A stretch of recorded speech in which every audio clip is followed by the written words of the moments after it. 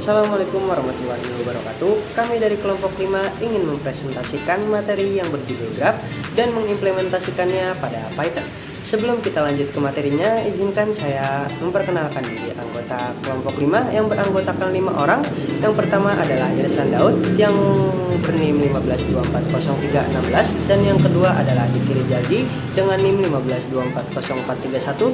Yang ketiga adalah Fernando Bagus Saputro yang berNIM 15240442. Yang keempat adalah Fernanda Bagas Saputra dengan NIM 15240443, dan yang terakhir adalah Damar Nusantoro dengan NIM 15240905. Baik, di sini saya akan mempresentasikan slide yang berjudul apa itu graph. Graph adalah struktur data yang terdiri dari dua jenis. Yang pertama adalah vertices dan yang kedua adalah edges. Yang pertama, vertices, nodes atau simpul adalah titik yang di mana dia mempresentasikan entitas seperti kota, orang, atau komputer. Dan yang kedua adalah edge, sisi atau arah, garis yang menghubungkan sepasang simpul, mewakili relasi atau koneksi di antara simpul. Terima kasih. Untuk selanjutnya, saya persilakan rekan-rekan yang lain untuk membacakan slide selanjutnya.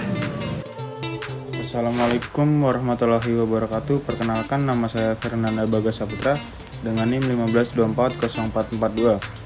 Di sini saya menjelaskan tentang jenis-jenis graph. Berdasarkan arah, directed graph, graph berarah, add memiliki arah.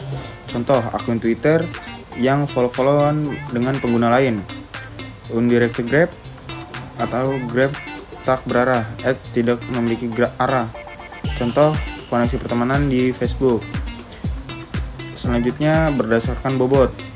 Weighted graph, setiap add memiliki bobot. Contoh, jarak atau biaya.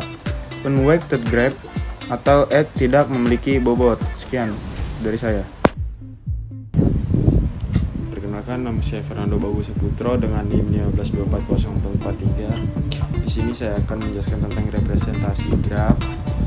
Yang pertama di sini ada agensi metrik, metrik ketetanggaan ya. Matriks 2D berukuran n x n, n sama dengan jumlah simpul, nilai 1 atau bobot jika ada edge dari simpul I ke simpul J, yaitu 0 jika tidak. Kelebihan, cepat untuk mengecek apakah dua simpul terhubung. Kekurangannya yaitu boros memori jika graph jarang dipakai. Yang kedua yaitu ada agency list atau list ketetanggaan ya. Yang pertama, setiap simpul menyimpan list node yang terhubung padanya. Kelebihannya yaitu hemat memori untuk sparse graph. Kekurangannya cek koneksi antar node bisa lebih lambat. Baik, sekian dari saya. Assalamualaikum warahmatullahi wabarakatuh. Assalamualaikum warahmatullahi wabarakatuh. Nama saya Diki Rijaldi. Di sini saya akan meneruskan operasi dasar pada graph, yaitu ada add vertex untuk menambahkan simpul, ada add edges untuk menambahkan sisi antar dua simpul. Yang ketiga ada remove vertex atau edge untuk menghapus simpul atau sisi. Dan yang keempat ada traversal untuk menjelajah graph atau DVS dan BVS. Selanjutnya ada search untuk mencari simpul tertentu atau jalur patch. Traversal pada graph, yaitu ada depth first search atau DVS yang menjelajah sedalam mungkin sebelum mundur, yaitu mirip stop. Dan yang kedua ada breadth first search atau BVS, menjelajah semua node tetangga terlebih dahulu, mirip queue. Baik teman-teman, sekarang saya akan melanjutkan presentasi mengenai pemaparan materi ini. Di sini saya sudah siapkan contoh dari implementasi graph. Kita ambil di Python ya teman-teman. Kita implementasikan graphnya pada Python. Nah, di sini kita membuat codingnya itu graph. Kita sudah siapkan kelas graphnya dan beberapa dev juga pakai printable juga. Dan codingan atas kanan juga kita sudah siapkan untuk dev terakhir dan juga while teman-teman ya, ada return dan juga result. Terus kita juga membuat variabel untuk graph ya teman-teman. Di sini kita bikin huruf G untuk mempermudah pemanggilan graph teman-teman ya. Kita bisa add vertex, itu kita include pada A, B, C, D. Ini untuk sederhana aja teman-teman ya. Terus ada add ke juga itu untuk A, B, C, D teman-teman.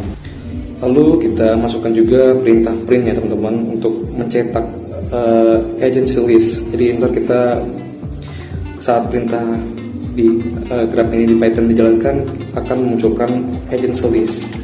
Kita juga di situ bikin print untuk BFS dan juga DFS. Jadi entar dia otomatis codingnya memunculkan huruf mana yang DFS dan mana yang BFS, teman-teman. Baik, kita akan masuk kepada output pemrograman atau hasil dari pengkodingan yang kita sudah implementasikan.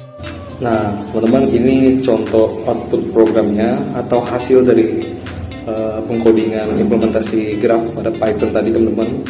Seperti yang kita sudah ketik tadi, ada agency list, terus bawahnya grafnya teman-teman A, B, C, B, A, D, C, A, D, dan seterusnya. Terus kita udah ini ada hasil juga dari BFS dan juga DFS. Kita sederhana aja, jadi kita ambil cuma dari A aja, teman-teman.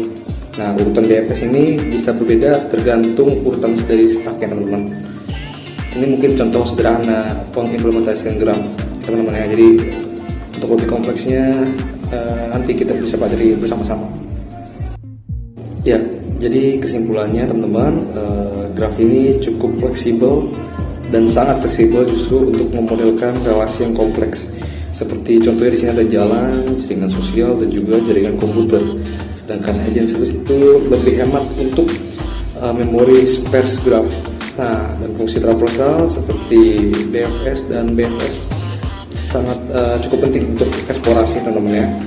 Mungkin sekian presentasi dari kelompok kami, kurang lebihnya mohon maaf. Saya akhiri dengan sebuah pantun. Kalau Ahmad suka nyanyi, pulangnya makan nasi. Sekian presentasi dari kami ucapkan terima kasih. Wassalamualaikum warahmatullahi wabarakatuh.